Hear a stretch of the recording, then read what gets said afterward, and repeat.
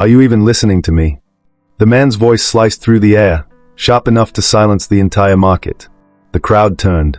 The woman he was shouting at didn't flinch, didn't move, didn't even blink, because she couldn't hear him. She sat behind her sewing table, head bent, fingers steady.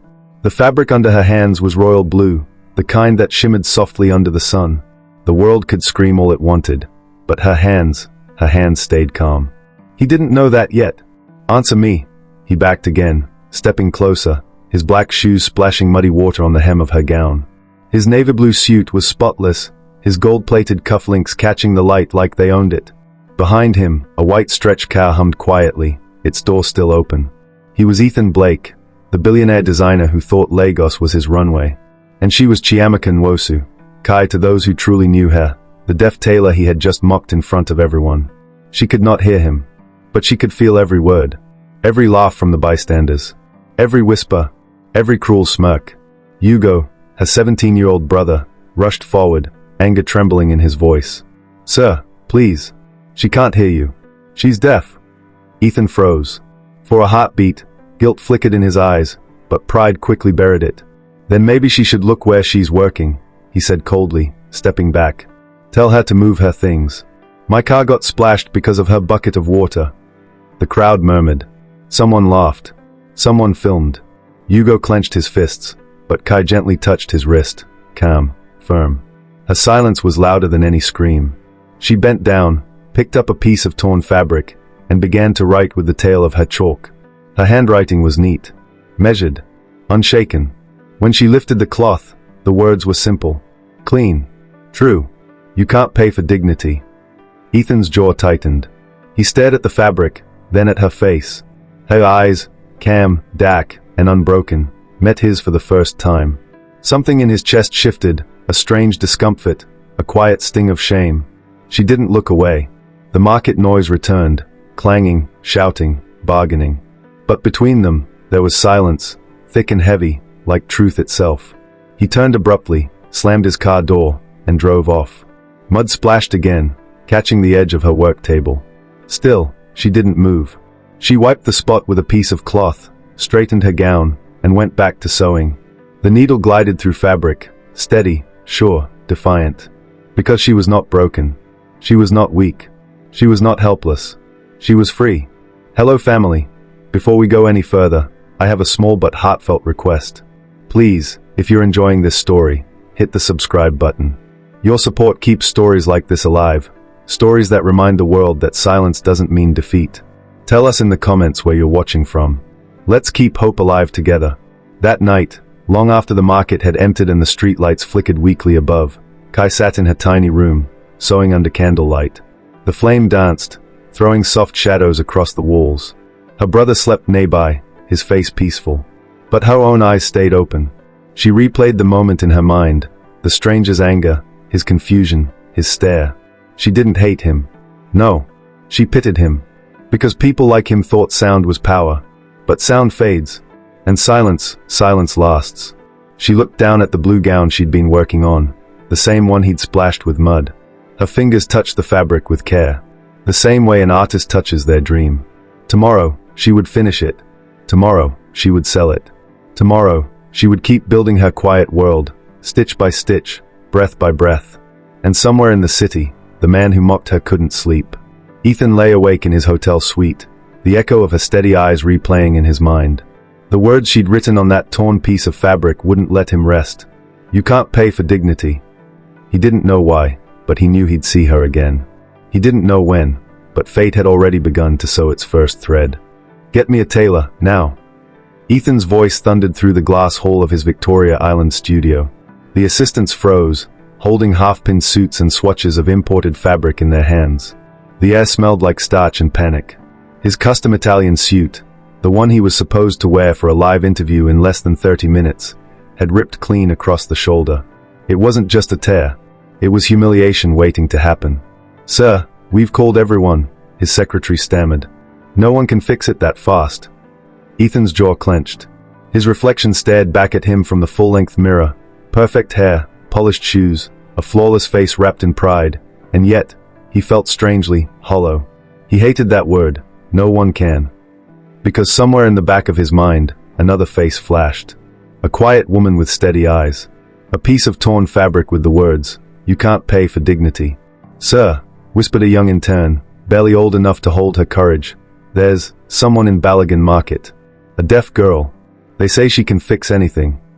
Ethan turned sharply. "A deaf girl?" The intern swallowed hard. "Yes, sir. People call her the silent tailor. She repaired my cousin's wedding dress once. The lace was ripped clean, and she stitched it like new." Silence filled the room. The kind that made even machines hold their breath. Ethan blinked once, then twice, and finally said, "Fine. Bring her." 2 hours later, the elevator doors slid open. Kai stepped out, small, calm, and steady as moonlight. Her hands clutched a simple sewing kit, the same one she used under the bridge where she now worked.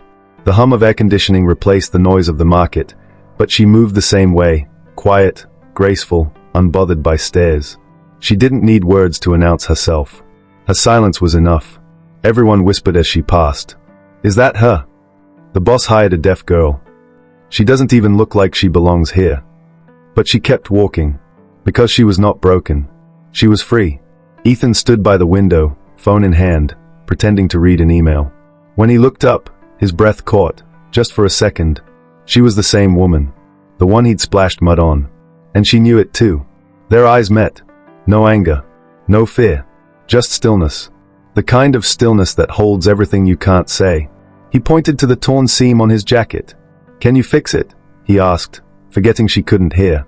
Hugo, who'd come with her to interpret, signed quickly. Kai nodded. No words. Just action. She took the jacket gently, feeling the weight of its fabric, tracing the tear with careful fingers. Then she sat, and the room seemed to shrink around her. The sound of her needle filled the air like soft percussion. Tap. Slide. Pull. Tap. Slide. Pull. Within minutes, the rip disappeared, invisible, seamless, perfect. When she handed it back, Ethan ran his hand along the shoulder, unable to find the flaw. His voice dropped to a whisper. "Impossible." She simply smiled, wrote on a slip of paper, and handed it to him. "Just remember me." And that was it. She turned to leave. No drama. No begging. No asking for payment. Just quiet grace walking away. Ethan called after her, "Wait." But she was already gone, her figure fading down the hallway, her brother walking beside her. He looked down at the note again. "Just remember me." That night, he did. He remembered her stillness. He remembered her hands. He remembered how her silence made the world feel loud. He couldn't understand it, the strange ache in his chest. Was it guilt? Curiosity? Admiration? Maybe all three. And as he looked out over the Lagos skyline from his glass penthouse, he whispered to himself, she wasn't broken. She was free. He didn't know why he said it, but the words felt right. They felt true. The next morning, Ethan sent his driver back to Ballaghan Market. "Find her," he said simply. But when they arrived, her stall was gone. Empty. Torn fabric scattered across the ground. "Madam Tai-Tai," the driver asked the market women. "She left," one replied. "Her boss took everything. Said the girl owed her rent. She's been sewing under the bridge near the expressway since last week." Under the bridge. Ethan's chest tightened. That night, he went himself. The bridge buzzed with generators and whispers. And there she was, Kai, sewing by candlelight, surrounded by street kids who watched her hands like magic. The candlelight touched her face, soft and golden. Her fingers moved like music no one could hear. Ethan stood there, quietly, watching. Something inside him cracked open. Something human. Something real. If you haven't subscribed yet, now's the perfect time. Through our stories, we build bridges between silence and sound, between pain and power. Join us. Share hope. Who hired her? The question cracked through the glass walls of Ethan's fashion studio like thunder. A junior designer dropped her measuring tape. Another whispered, "She's the one from the market." Kai stood quietly by the doorway, her hands clasped in front of her. The air smelled of perfume and machine oil, luxury mixed with labor. Around her, assistants in sleek black clothes darted about, carrying trays of lace, sequins, and sketches. But she didn't move. She didn't explain herself. Because she didn't need to. Ethan stepped forward, voice steady. "I did. She starts today." The room fell silent. You could hear the hum of the sewing machine's pause. Then, The whispers began, sharp, cruel, small. The boss hired a deaf market girl. She won't last a week. She can't even hear instructions. Kai caught their lips moving but didn't need sound to know their meaning. She smiled faintly and set her small sewing kit on the table. Because she was not broken. She was free. For days, she worked quietly in the corner. Her station was the smallest, her chair the plainest, but her stitches told stories. When she sewed, the studio changed. Threads sang in rhythm. Colors blended like whispers of prayer. And sometimes, when sunlight hit her fabric just right, even the proudest designers stopped to watch. Ethan watched too. He noticed the way she'd tilt her head slightly before threading a needle, as if listening to the heartbeat of her creation. He noticed how the others laughed behind her back but slowly began to copy her patterns in secret. Late one night, when everyone had gone, he found her sketching on the floor, a gown made of layered silken dreams. The design was like nothing he'd seen before. The lines curved like moonlight on water. He crouched beside her. "This is brilliant," he murmured. She looked up, confused, until he picked up her notebook and pointed to the drawing, smiling. She smiled back, shy but proud. He didn't know why, but her smile hit something deep inside him. Not pity, not charity, something purer, respect. Days turned into weeks. The more they worked, the more their worlds began to merge. He learned her rhythm. She learned his moods. Sometimes they didn't need interpreters. A look, a gesture, a sketch, that was enough. Their silence became its own language. Ethan started learning sign language. Slowly, clumsily, but sincerely. When he signed his first sentence, "You are amazing," she laughed silently, her eyes bright. Their bond deepened, not loud, not rushed, just real. At night, the city lights painted reflections on the glass walls of the studio. He'd stay late, pretending to review designs, just to watch her work. She never knew. But she felt it, the warmth that followed his gaze. Then, one evening, everything changed. Kai had stayed late again. Her brother Hugo waited by the door, half asleep, as she spread sketches across her desk. She had been experimenting, merging textures, emotions, and meaning into fabric. Her newest creation was breathtaking. A gown inspired by the moon, layers of silver-white silk, each ripple like a secret wave. At the bottom, she signed her name in small, careful letters, Chiamaka Nwosu. When she left that night, the drawing stayed behind. Ethan found it later, half hidden under a pile of pattern papers. He picked it up, and for a long moment, just stared. It wasn't just beautiful. It was revolutionary. A design that could define a generation of African fashion. A voice woven through silence. He felt pride, awe, and then, a quiet fear. The world wasn't ready for her. It was ready for him. So he made a choice. A wrong one. He sent the sketch to his production team, under his name. Lagos Fashion Week arrived like a storm. The cameras flashed. The press lined up. The lights dimmed. The music swelled. When the silver gown floated down the runway, the crowd gasped. It shimmered, alive, haunting, ethereal. Kai stood backstage, heart racing. She recognized every curve, every thread. Her hands trembled as she whispered in her mind, "That's mine. That's my dream." But then, "Ladies and gentlemen," the host announced, "designed by the one and only Ethan Blake." Applause exploded. Flashbulbs went off. Ethan smiled for the cameras. Kai froze. The world spun. She couldn't breathe. Couldn't move. The soundless world around her shattered. She walked out. Quietly. No one noticed. Later that night, she stood in his dressing room doorway. He looked up, proud, glowing, until he saw her eyes. Tears. Trembling hands. She signed slowly, her movements sharp, deliberate. "You took my voice again." He tried to speak, to explain. "It was strategy," he said. "They wouldn't accept your name yet. I was going to reveal you later." But the damage was done. She stepped back, shaking her head. The silence between them was louder than any scream. Then she turned, her figure fading into the night. And for the first time in his life, Ethan felt silence the way she did. Heavy. Final. Infinite. Hello family. If you've come this far, thank you. Your support keeps stories like this alive. Stories of strength, justice, and love. Please subscribe and share this story with someone who's been overlooked or silenced. Tell us in the comments where you're watching from. We love hearing your voices. That night, Ethan sat alone in the empty studio. The gown that made him famous hung before him, glowing under soft light. But it didn't look like victory. It looked like loss. He reached out to touch the fabric, and a tear slid down his cheek. Because he finally understood what silence really meant. It meant power. It meant pain. It meant truth. The silence that followed her departure was the kind that burned. Not the calm kind she lived in, but the kind that screamed. Ethan's phone wouldn't stop ringing that night. Journalists, investors, reporters demanding interviews after his historic show.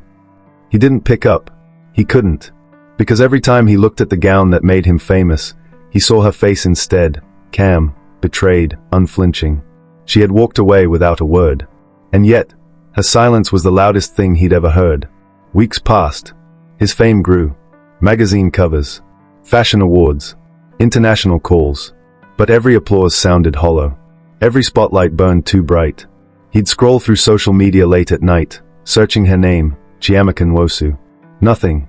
Like she had disappeared. But guilt doesn't let you rest. It builds, slowly. Like thunder before a storm. Then, one afternoon, everything changed. His assistant barged into his office, pale and breathless. "Sir, you need to see this." Ethan turned toward the screen on the wall. A YouTube video played. Title, "The Deaf Tailor Who Designs for the Soul." He froze. The thumbnail showed her, Kai, sitting under a mango tree, children gathered around her. She was teaching them how to sew using scraps of old fabric. The light caught her face just right, soft, glowing, peaceful. The camera zoomed in as her hands moved. Stitch. Knot. Fold. Stitch. Then subtitles appeared across the screen. Silence is not weakness. It is where dreams are born.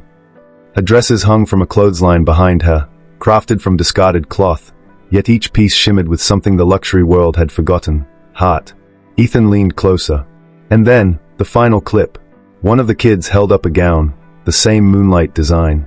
His stolen design. Her design. The comments exploded beneath the video.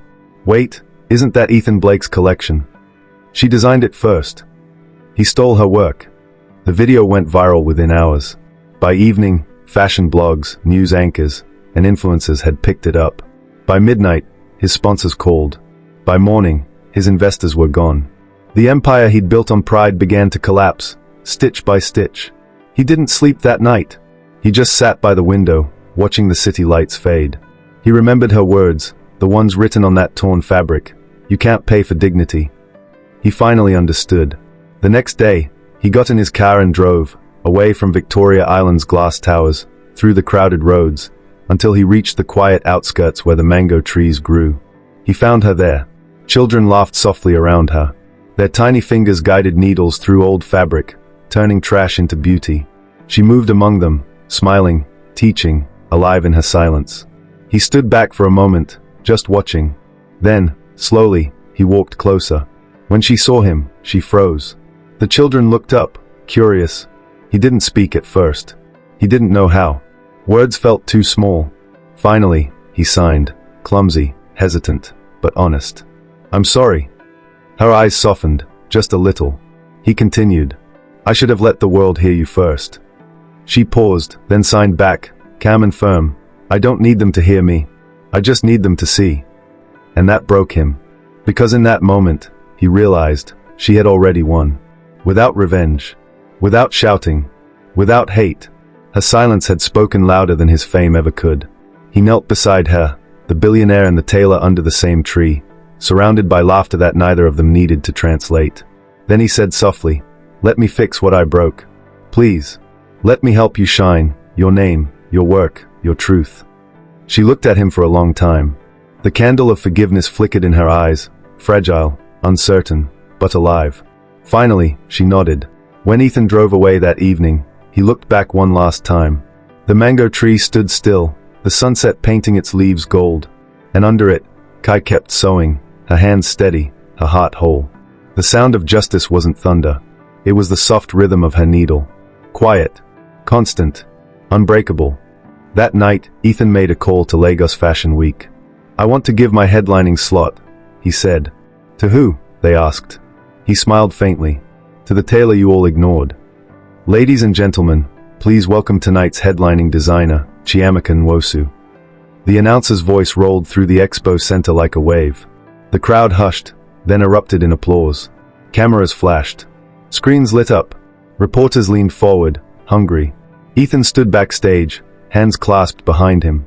He wasn't the star anymore, and for the first time, he didn't want to be. On the other side of the curtain, Kai waited, dressed in a simple cream gown. No jewelry. No makeup. Just grace. Her brother, Hugo, adjusted her sleeve nervously. She smiled at him, calm, serene, the same way she had been that rainy day when everything began. This was her moment. The world that once mocked her silence was about to listen. The lights dimmed. Soft music began, a low hum, like the heartbeat of the earth itself. Then the first model walked out. Gasps spread through the audience. The gown shimmered under the lights, threads of silver and ivory woven together like whispers of light. Along its hem, delicate embroidery formed the shape of sound waves, stitched in gold. Every dress that followed carried the same rhythm. Each fabric held a secret language, a pattern of the unheard, the overlooked, the silenced. The collection was called Silence Speaks. The final piece, the crown of the show, appeared last, a breathtaking white gown that seemed to float rather than move. The lights dimmed around it, leaving only one spotlight. Kai stepped forward. For a moment, time stopped. The crowd rose to its feet, applause thundering through the hall. Cameras flashed like lightning. Everyone was shouting her name, the name they once laughed at, ignored, dismissed. And though she couldn't hear the sound, she felt it, deep in her chest, through her heartbeat, through the trembling of the stage beneath her feet. Tears glimmered in her eyes. Backstage, Ethan stood watching, tears in his own. The applause wasn't for him. It was never supposed to be. He smiled, quietly. Because this, right here, was redemption. When Kai returned behind the curtain, the crowd still roaring, he stepped forward slowly. He signed, "You taught me how to listen." She smiled and signed back, "And you taught me how to be heard." He reached into his pocket and pulled out a small velvet box. She tilted her head, confused, as he opened it. Inside lay a silver ring, simple, elegant, shaped like a needle and thread twisted together. Attached to it was a small note written in his neat handwriting. "Will you stitch your life with mine?" Her hand trembled as she read it. Then she looked at him, really looked at him, and nodded, eyes shining like liquid light. The entire crew erupted into cheers. Hugo ran up to hug her. Cameras caught every moment, but this time, the story wasn't about scandal or pity. It was about two souls who had built a bridge, between silence and sound, between guilt and grace. Later that night, when the hall finally emptied and the lights dimmed, Kai found herself standing alone on the stage. The air still smelled of perfume and success. Rolls of fabric lay scattered like dreams come true. She turned toward the final gown, the white one that had closed the show. Its sound wave embroidery shimmered faintly under the spotlight. She touched the fabric, smiling. For years, she had lived in silence. For years, she had been mocked, dismissed, forgotten. But tonight the world had listened. Then something extraordinary happened. She looked around. The hall was empty. No cameras. No noise. Just her, the stage, and the echo of her heartbeat. And then, softly, she whispered, audibly, for the first time in years, "I told you I could make them listen." The sound was fragile, uncertain, but real. Behind her, a voice gasped, "Ethan!" He had returned to grab his phone, but froze when he heard her. He took a step forward. "Kai." She turned, eyes glistening. "I thought you couldn't." "I was deaf," she said softly, her voice trembling but steady. "But I could still speak. I just chose not to." He stared at her, speechless. She smiled, turning back toward the gown. "Silence taught me to see. And tonight, I finally spoke, without saying a word." She walked down the runway one last time, no crowd, no lights, just her footsteps echoing like soft music. The sound of victory wasn't loud. It was quiet, gentle, true, because sometimes, the most powerful voice is the one that chooses when to speak. Ethan Blake had built his empire on sound, the applause of crowds, the buzz of cameras, the praise of fashion critics. But after that night, he began to love silence. He found peace in the quiet hum of sewing machines, in the whisper of fabric between his fingers, in the calm rhythm of her hands beside his. 4 months after Silence Speaks, he and Kai worked side by side. Not as boss and employee, not even as designer and assistant, but as partners. The world had changed since her show. Fashion magazines called her the voice of the unheard. Charities reached out, asking her to speak, or rather, to sign. at global conferences about creativity and inclusion. And Ethan, he chose to stand behind her this time. He was done talking. He was learning to listen. Every morning, they met in the new studio, a bright space filled with light, fabric, and laughter. Children from the community center now came in after school, sitting cross-legged on the tiled floor, sewing little patches together. Kai taught them with the same patience she once taught herself under the bridge. Hugo managed the place, proudly calling it the Thread House. And Ethan, the billionaire who once thought money could buy everything, learned to find meaning in things that had no price. Like the way Kai's eyes softened when she designed. Like the way the kids smiled when their stitches held. Like the way silence no longer felt like emptiness, but like peace. One afternoon, Kai stood by the window, sketching. Ethan watched her quietly, leaning against the door frame. He still couldn't believe how far they had come, from that rainy day in Balagan Market to this calm, golden light. She felt his gaze, turned, and smiled. Her fingers moved in sign language. "You're staring again." He laughed, signing back awkwardly, "Can't help it." She raised an eyebrow playfully. "Learn to focus, billionaire." He chuckled, walking closer. "I'm learning," he said softly. "I've been learning ever since I met you." She looked down shyly, tracing the edge of her sketchbook. There was a quiet between them, not awkward, not empty, just warm, familiar. He reached out, touching her hand gently. "You taught me that silence isn't the absence of sound," he said. "It's the presence of truth." Her eyes shimmered. Then she signed, "And you taught me that love can listen, even when words fail." That evening, they held a small gathering in the studio, friends, supporters, journalists, and the children who had learned to sew under Kai's guidance. On the wall behind them hung a new sign, embroidered in gold thread, stitched in hope. Kai stood on stage, her speech translated by Hugo. "I used to think silence was my cage," she signed slowly, her hands steady, graceful. "But now I know it was my classroom." Applause rose. Ethan clapped quietly, smiling. She continued, her gestures filled with power. "Every stitch we make here isn't just fabric. It's a story that reminds us that pain can create beauty if we let it." The audience stood to their feet. Cameras flashed. But Ethan didn't take his eyes off her. She looked stronger than ever, calm, radiant, unshaken. And as the applause faded, she turned to him, signing one final line for the crowd. "He mocked me once. But now, he listens." The crowd gasped, then clapped louder than before. Ethan smiled, not ashamed, not hurt, just proud. Because she was right. He had learned to listen. After everyone left, they sat together in the empty studio. The last candle flickered on the table, its light dancing across the threads and sketches. Ethan leaned back, sighing softly. "Do you ever think about that day?" he asked. She nodded. "The day you shouted at me in the market." He chuckled. "Yes. I was arrogant. Blind.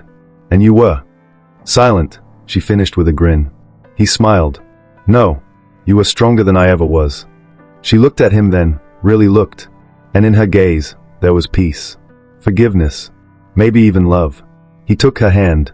"Kai, I want the world to see what you see, to hear what you feel. Let's take Silence Speaks beyond Lagos. Paris. Milan. New York." She laughed silently, signing, "Slow down, Ethan. The world will wait. Great art takes time."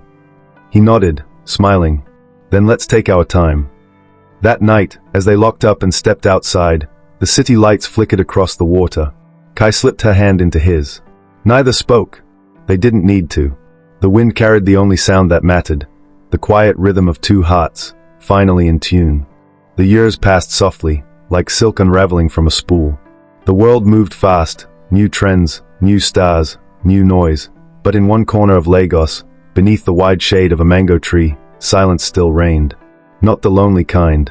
Not the forgotten kind. But the kind that spoke in colors, in fabric, in purpose. The thread house had grown into something bigger, a movement. Where once there had been one sewing table, there were now 50. Where one candle had burned through the night, now sunlight poured through wide windows, lighting up young faces bent over cloth. Kai walked through the workshop, her hands folded behind her back, eyes filled with quiet pride. Children laughed as they stitched. Teenagers designed their first dresses. Single mothers found work, hope, and family again. Each wall held framed photographs, snapshots of the journey. There she was, under the bridge, years ago, teaching kids by candlelight. There she was, standing beside Ethan at Lagos Fashion Week. There she was, smiling, her eyes brighter than any spotlight. Under each frame, in delicate gold thread, was a single phrase, "Silence speaks." Ethan walked in, now older, calmer.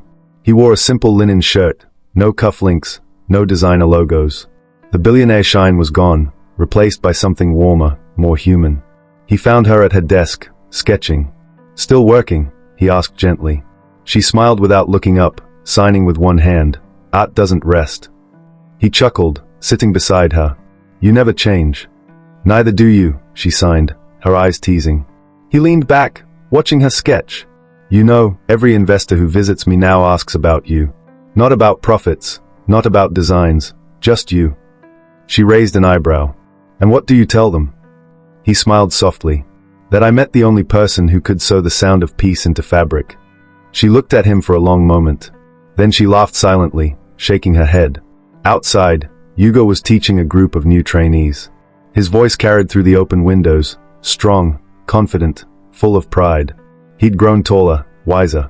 He often told people, "My sister didn't need words to speak. She built an empire with silence." And he wasn't wrong. A few months later, the Thread House Foundation received an invitation from Paris. Kai was to be honored with the Global Artisans Award, the first African designer to be recognized for transforming fashion into a language of hope. The ceremony took place in a grand hall filled with world leaders, designers, and dreamers. As Kai walked onto the stage, dressed in soft gold, the audience stood in awe. Cameras flashed. But when the host handed her the microphone, she didn't reach for it. Instead, she signed. The interpreter translated her words, but her gestures, elegant, powerful, carried their own rhythm. "I was mocked once for being silent," she signed. "But silence taught me to see what noise hides, the pain, the beauty, the truth." Applause thundered. She smiled faintly. "If my story means anything, it's this. You don't need a loud voice to make the world listen. You just need a clear heart." Her words were translated into 10 languages that night, but her silence spoke in all of them. After the ceremony, Ethan found her on the terrace, looking over the city lights. "You did it," he said softly. She turned and signed. "No. We did it." He smiled. "I still remember the first time I saw you, in the market, covered in mud. You looked at me like you saw through every lie I ever told myself." "Maybe I did," she signed, smiling. He stepped closer. "Kai, what do you see now?" She looked at him for a long moment. Her eyes softened. "Peace," she signed simply. He reached for her hand. "Then that's enough for me." That night, they flew back to Lagos. The next morning, Kai returned to her workshop, to her children, to her mango tree. The world had given her awards. But her heart still belonged to the quiet hum of thread and fabric. Years later, when she was gone, the Thread House still stood, now a global academy for the deaf and underprivileged. At the entrance, carved in marble, were the same words she once wrote on torn fabric: "You can't pay for dignity." And below it, another line in her memory: she was not broken. She was free. Ethan, now an old man, visited often. He'd sit under the mango tree where they once met again and talk to her memory like she was still beside him. Sometimes, when the wind rustled through the leaves, he swore he could hear her laugh, soft, quiet, certain. He smiled every time, whispering to the air, "You taught me how to listen."